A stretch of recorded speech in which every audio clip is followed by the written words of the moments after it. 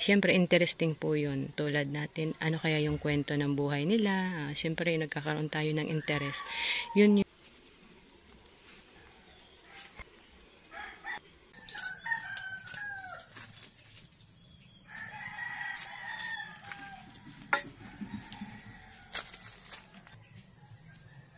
Hello mga plantita-plantita. Good morning po. Good day po sa inyong lahat. At ayan, ang bilis ng panahon. Sabado na naman agad at August 10. Ayan, August 10, ang bilis ng panahon. Nabisi ako sa loob ng bahay mga plantita-plantita.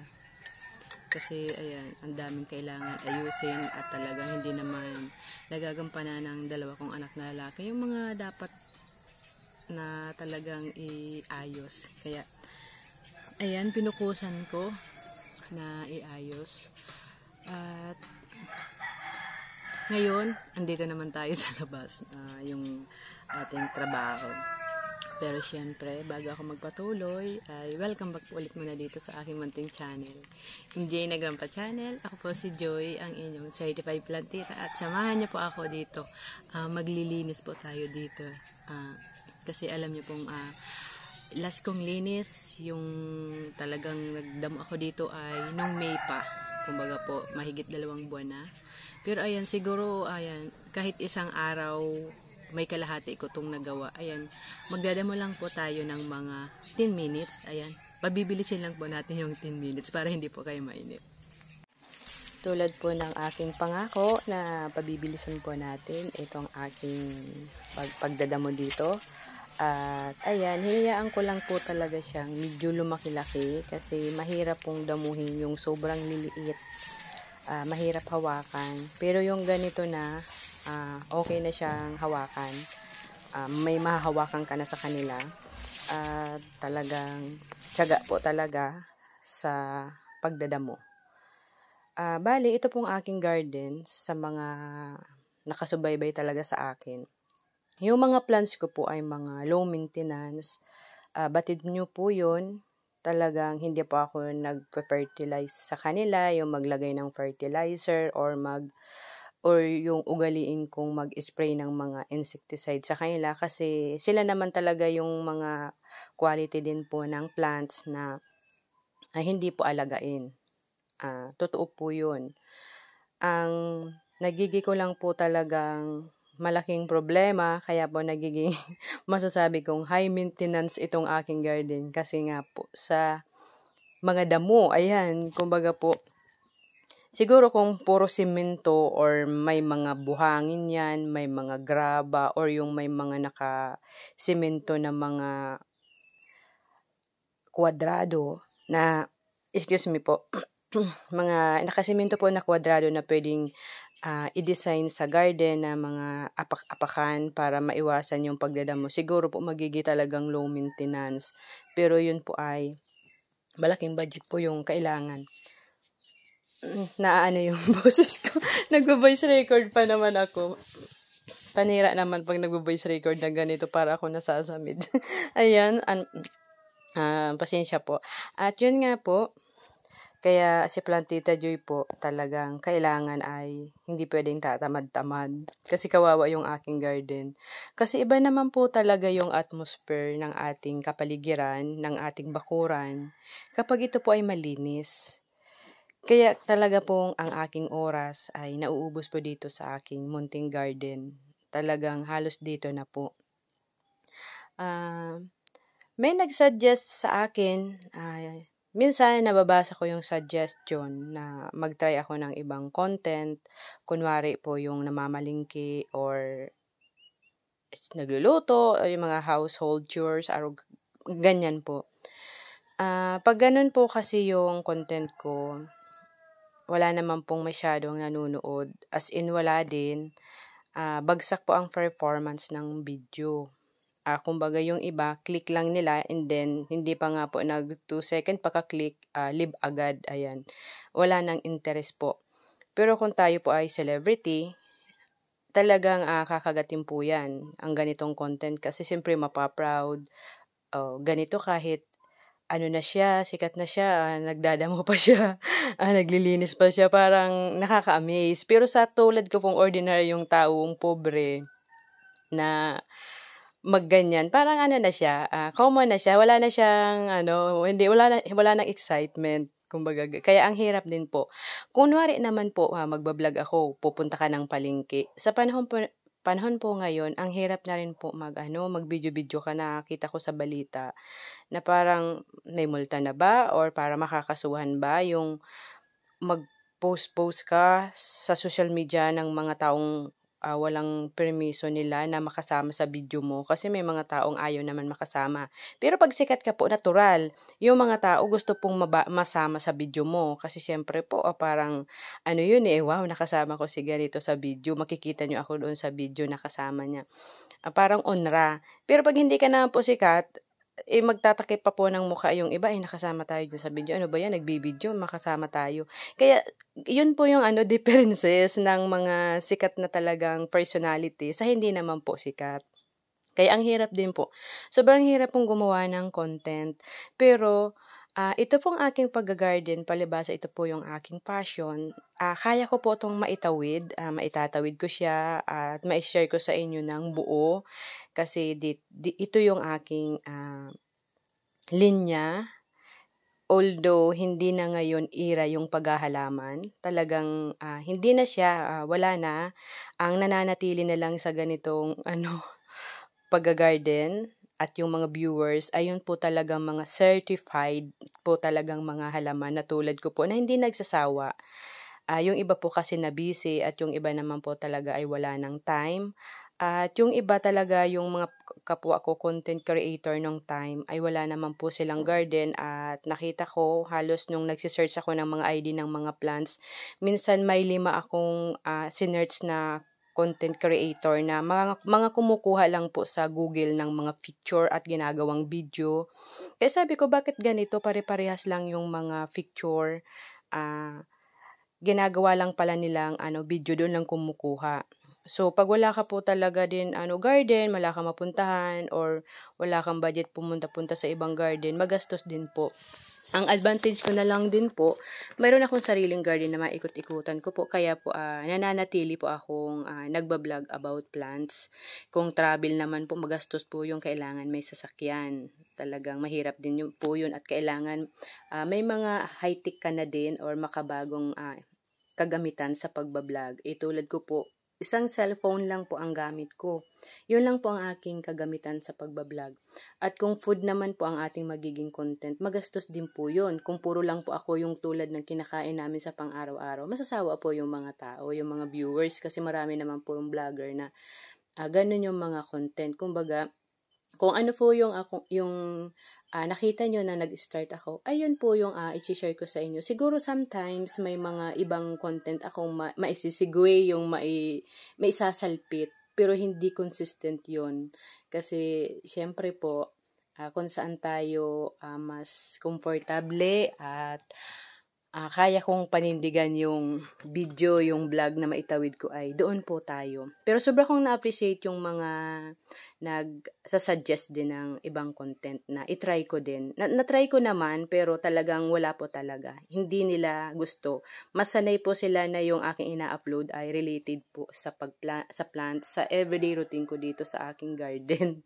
Kaya ito pong aking pagbablog ay para na lang po ma-safe ba or maitago dito sa aking munting channel ang journey ko na kung tumandaman ako or hindi ko na kayang mag-vlog, makikita ko yung dedikasyon ko, yung sipag ko, yung tiyaga ko sa paghahalaman ko at kung gaano ko kalab ang mga halaman at kung gaano ko rin kalab yung ginagawa ko, yung pag-garden ko, yung pagbibigay ko ng oras dito, yung dedikasyon ko po talaga ay mababalik-balikan ko dahil po dito sa pag-upload ko po ng aking mga ginagawa dito po sa aking munting channel. Yun na lang po din yung mindset ko kasi kung mindset po natin kumita, parang ang hirap na rin po. Siguro po dito sa akin sa experience ko, 4 to 5 months bago po ako makabuo ng minimum para po ako makasahod. Kaya kung yung pagbablog ay para makatulong sa pamilya sa ngayon ay negative na po.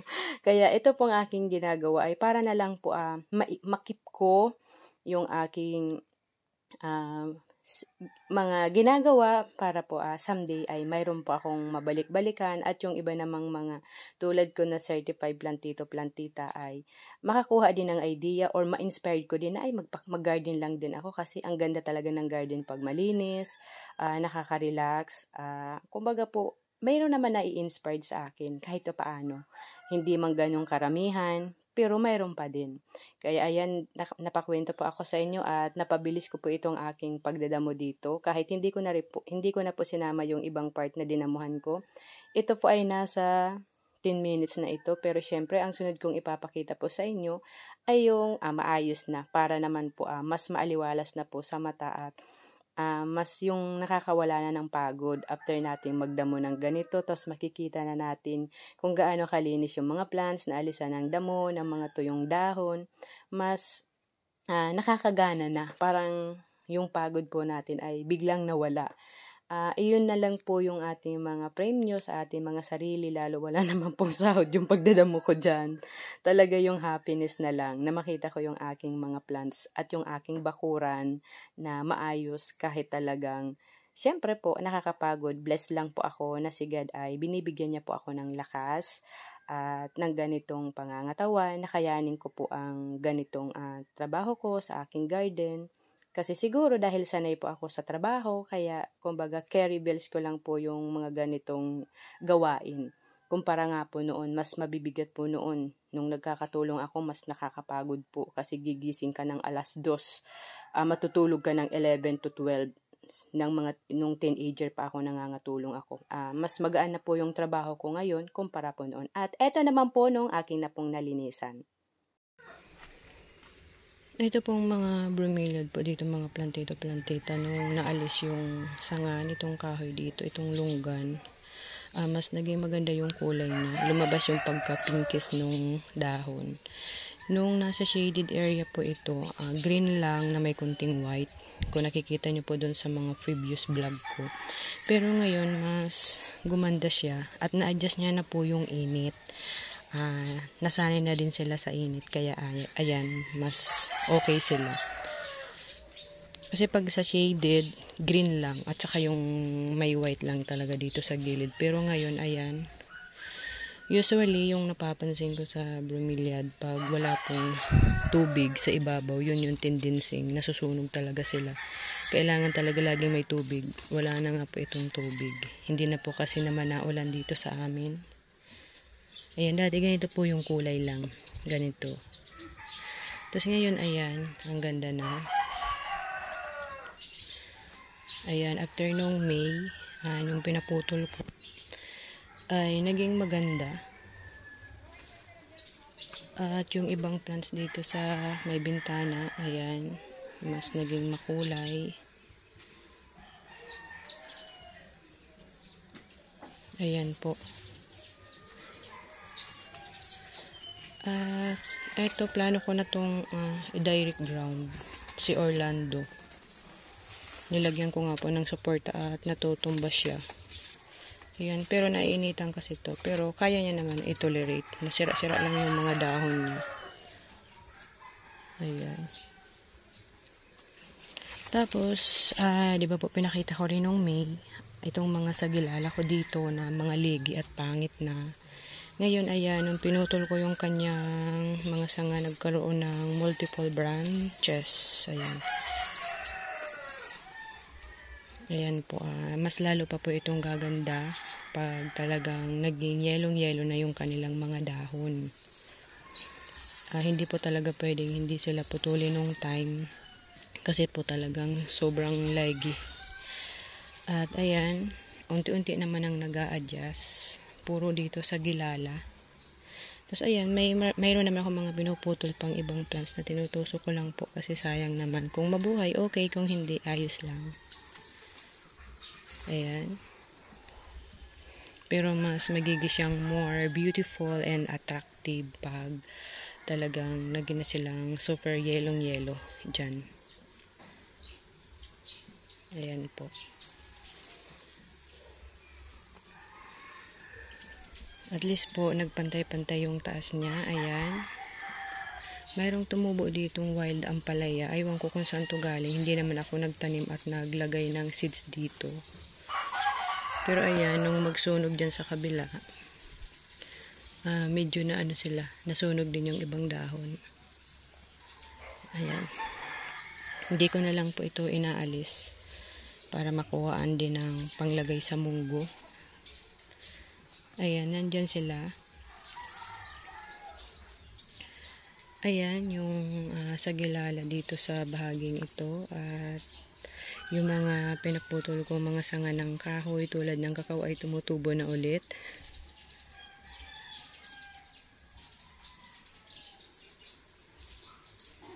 Tapos ayan dito.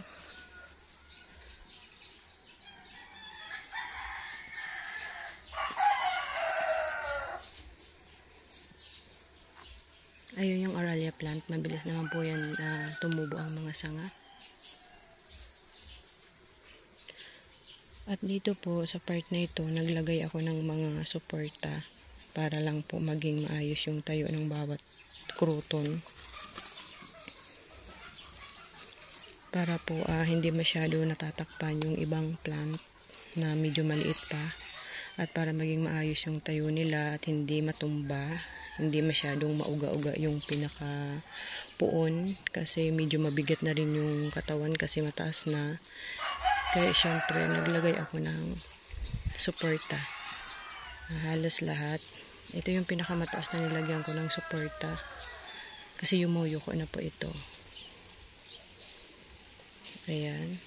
May mga suporta po yan. Ganon din ito.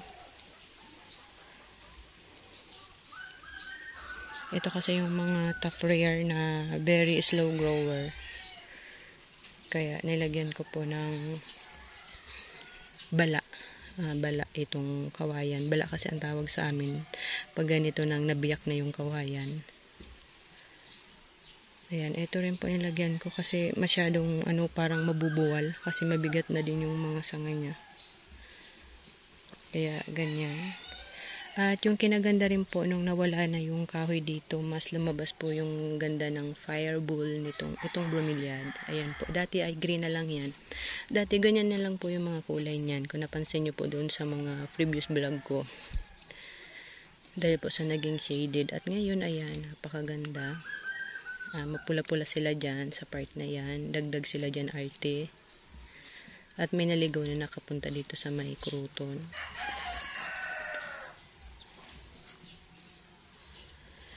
Ito sobrang kapal. Simple lamang po itong aking garden. Ayan, kung mapapansin nyo naman po talagang garden ng walang budget. Very lang siya, yung basic kind of gardening. Basic lang kasi kahit sino kayang gawin. Kahit sino kayang gayahin. Wala naman, hindi ganun kakomplikado. Sa madaling sabi, yung mga ideas ko naman sa pag-garden bilang nasa probinsya tayo ay hindi naman siya komplikado na talagang mahirap gayahin or sundan. Pero itong mga style ng aking pag-garden, kung mapapansin nyo po, ayan, napakasimple lang. Continue pa rin po si Plantita Joy kahit ayan, hindi man gano'n na kauso yung plants. Kasi yung mas uso po ngayon yung mga content po na kakaiba naman. Yung mga unique. Yung mahirap gayahin talaga. At alam nyo naman po yun kasi alam ko nanonood naman po kayo ng ibang mga content na nag-a-appear din po sa ating mga social media account. At syempre, uso ngayon yung mga charity vlogs. Syempre, mas nakaka-inspire yun. And then yung mga talk show, yung pinag-uusapan yung mga buhay ng mga taong sikat, yung mga kilala. Syempre, interesting po yun. Tulad natin, ano kaya yung kwento ng buhay nila. Syempre, nagkakaroon tayo ng interest. Yun yung uso. Yung ganong mga content. Pero about plants, hindi na siya uso. Pero ganun pa man, hindi man siya uso. Sa akin ay habang buhay ito magiging uso dahil ito yung aking passion at dito ako nag-i-enjoy at ito yung aking kayang gawin at talagang kinahihiligan ko.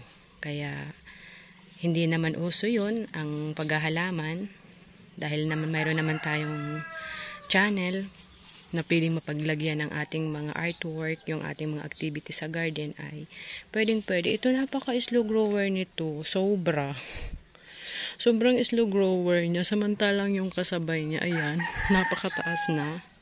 Sobrang taas na. Tapos ito nahuhuli. Ayan. Ito yung part nung, kung may nakikita po kayong lupa pang wala pang progress, yan yung part na napaglagyan dati ng mga kruton. Kaya wala pa siyang progress. Ayan. Yung aking sa side. Ayan dyan sa side yung mga bromeliad.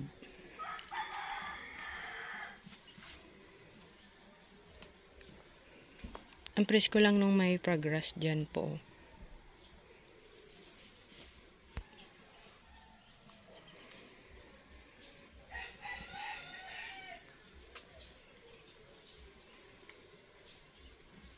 Sobra pong liwanag na din talaga. At gumanda ulit. Namiss ko talaga na mayroon dyan pistil farm. Kaya binalik ko yung pistil farm. Pero ito ay nakabonsay na. Kaya hindi siya ganong kayabong. Pero tamang decoration lang siya dyan.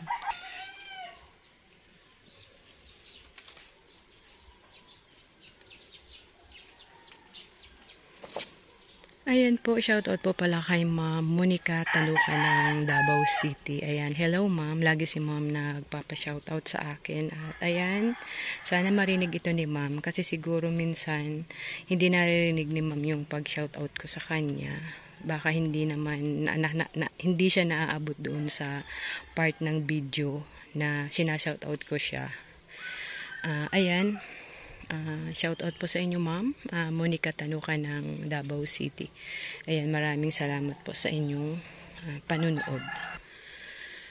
Sa lahat ng mga subscriber at sa aking mga super legit followers, viewers, thank you sa concern, sa suggestion, paano mapa-improve yung channel ko. Salamat po sa lahat sa inyo.